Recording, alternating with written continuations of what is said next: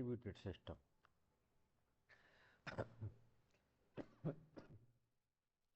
A distributed system consists of a collection of independent autonomous computer. यानी distributed system क्या होता है? Collection होता है बहुत सारे कंप्यूटर्स का जो किससे जुड़े रहते हैं? कम्युनिकेशन नेटवर्क के द्वारा। यानी कम्युनिकेशन नेटवर्क के द्वारा जुड़े रहते हैं, यानी किससे जुड़े रहते हैं? यानी इंटरनेट से। यानी कम्युनिकेशन नेटवर्क के द्वारा जुड़े रहते हैं, जिसमें होता है जैसे कम्युनिकेशन नेटवर्क क्या होता है, जैसे सपोज दैट लैन, वैन, मैन। यानी लैन का मतलब हुआ लोकल एरिया नेटवर्क, मैन का मतलब हुआ मेट्रोपॉलिटन एरिया नेटवर्क, एंड वैन का मतलब होगा वाइड एरिया नेटवर्क। अब जो भी कंप्यूटर्स हैं वो किससे जुड़े रहते हैं? यानी कम्युनिकेशन नेटवर्क के द्वारा जुड़े रहते हैं। अब जो कंप्यूटर्स हैं, सपोज दैट अगर अपन लोकल पीसी पर वर्क कर रहे हैं, तो अगर अपन जैसे कोई गूगल ओपन करते हैं, गूगल के अंदर कुछ भी सर्च करते हैं, तो अपन को वो डेटा मिल जाता है। अब डेटा मिल जाता है तो वो डेटा कहीं से तो आता होगा। तो जब अपन उस कंप्यूटर पर कोई भी रिक्वेस्ट देते हैं, तो वो रिक्वेस्ट कहाँ पर जाती है? यानी सर्वर के पास जाती है। सर्वर के पास जाती है, सर्वर क्या करता है? उसको रिस्पॉन्ड करता है, यानी उस रिक्वेस्ट को रिस्पॉन्ड करता है और क्लाइंट को भेजता है, और उसका जो डेटा होता है उसको भेज देता है। तो वो किसके द्वारा जाता है? कम्युनिकेशन नेटवर्क के द्वारा। अब जो कम्युनिकेशन नेटवर्क में जो कंप्यूटर्स हैं वो कुछ क्लाइंट भी हो सकते हैं, कुछ सर्वर भी हो सकते हैं। यानी यानी ये कंप्यूटर्स आपस में क्या करते हैं? कोऑर्डिनेट करते हैं। अब इसमें क्या होता है कि जैसे जो नोड्स हैं, यानी जो नोड्स मतलब computers, printer, database server, file servers, ये सब किससे जुड़े रहते हैं? कम्युनिकेशन नेटवर्क से। तो ये क्या करते हैं? यानी जो भी रिसोर्सेज होती हैं, यानी जो रिसोर्सेज होती हैं उनको क्या करते हैं? एक्सेस करते हैं किसके द्वारा? यानी कंप्यूटर के द्वारा। अब इसमें भी क्या होता है कि कुछ कंप्यूटर सर्वर होते हैं, कुछ क्लाइंट्स होते हैं।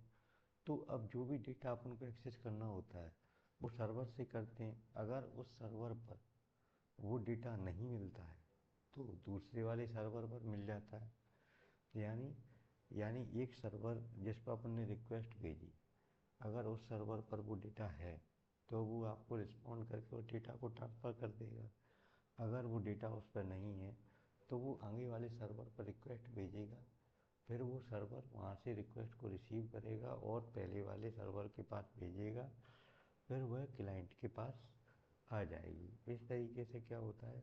यानी डेटा का एक्सेस हो जाता है। और डिस्ट्रीब्यूटेड सिस्टम में अगर कोई भी सिस्टम अगर फेल हो जाता है, या मतलब क्रैश हो जाता है, या कोई फॉल्ट आ जाता है, तो भी नेटवर्क वर्क करता रहता है, क्योंकि इसमें जितने भी कंप्यूटर्स जुड़े रहते हैं वो इंडिपेंडेंटली वर्क करते हैं। यानी सपोज दैट कोई सर्वर अगर क्रैश हो गया, तो अपन क्या करते हैं? सर्वर जो सर्वर पर डेटा रखा हुआ है उस डेटा की कॉपी बना के दूसरे सर्वर पर डाल देते हैं, ऐसे तीसरे सर्वर पर डाल देते हैं। जिससे क्या होता है कि अगर कोई सर्वर अगर क्रैश भी होता है तो भी अपन उस डेटा को एक्सेस कर सकते हैं। मतलब ये जो होता है, यानी जो कनेक्शन होता है वो कैसा होता है? लूजली कपल्ड होता है।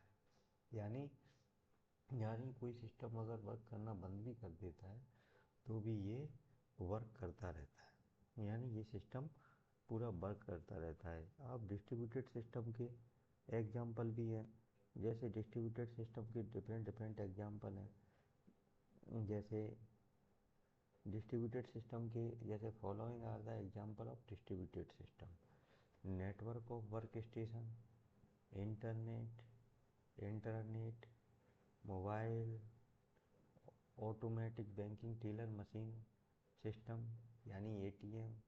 यानी नेटवर्क ऑफ वर्क स्टेशन का मतलब क्या हुआ कि यानी बहुत सारे जो वर्क स्टेशन हैं, यानी जो कंप्यूटर्स हैं, और वो किससे कनेक्टेड हैं? यानी लोकल पीसी से कनेक्टेड है। तो ये सब किससे कनेक्टेड है? कम्युनिकेशन नेटवर्क के द्वारा। यानी जो भी डेटा अपन को एक्सेस करना है वो अपन किससे कर रहे हैं? कम्युनिकेशन नेटवर्क के द्वारा। उसी तरीके से इंटरनेट, इंट्रानेट, इंटरनेट वो होता है जो, यानी किसी कंपनी के अंदर, यानी कोई भी वर्क होता है यानी कोई भी प्रोजेक्ट बनाना है तो वो प्रोजेक्ट बनाने के लिए इंटरनेट का यूज करते हैं। यानी इंटरनेट क्या होता है, खुद का एक नेटवर्क होता है जिसके अंदर क्या होता है, बहुत सारे पीसी होते हैं। वो किससे कनेक्टेड होते हैं, कंपनी के मेन सर्वर से। तो जब तक प्रोजेक्ट कंप्लीट नहीं हो जाता है, यानी प्रोजेक्ट बनाने में जैसे कुछ डेवलपर होते हैं, कोई टेस्टर होते हैं, और भी पर्सन होते हैं, वो सारे वर्क कंप्लीट करते हैं और उसको किस पे स्टोर करते हैं, यानी सर्वर पर स्टोर करते हैं, यानी लोकल सर्वर पर स्टोर करते हैं।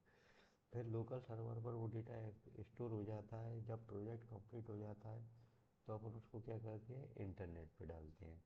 यानी इंटरनेट पे डालते हैं मतलब सर्वर पर डालते हैं। तो सर्वर पर डालने से क्या होता है, यानी जब डेटा सर्वर पर डल जाता है तो उसको अपन इंटरनेट के द्वारा कहीं से भी एक्सेस कर सकते हैं। उसी तरीके से मोबाइल में भी अपन जो भी डेटा एक्सेस करना होता है वो किससे करते हैं, कम्युनिकेशन नेटवर्क से करते हैं। और इसी तरीके से अपन डेटा को एक्सेस करते जाते हैं। अब आता है एटीएम, यानी automatic banking teller machine system.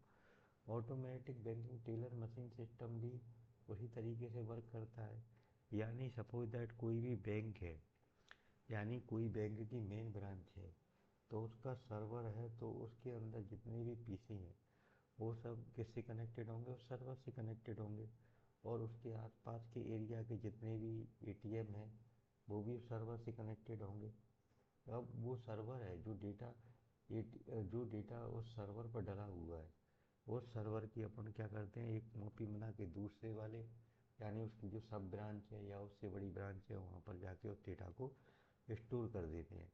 अब वो डेटा को वहाँ पर स्टोर कर देते हैं तो उससे क्या होता है कि सपोज दैट अगर कभी बैंक का, यानी जो मेन ब्रांच का सर्वर अगर वो क्रैश भी हो जाता है तो डेटा अपन दूसरी जगह या दूसरे बैंक से भी एक्सेस कर सकते हैं।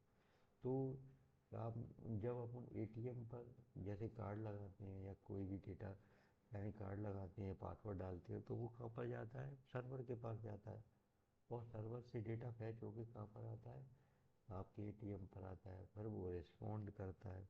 रिस्पॉन्ड करने से क्या होता है, जो भी अपन को अगर जमा करना है या निकालना है वो सब अपन कर सकते हैं।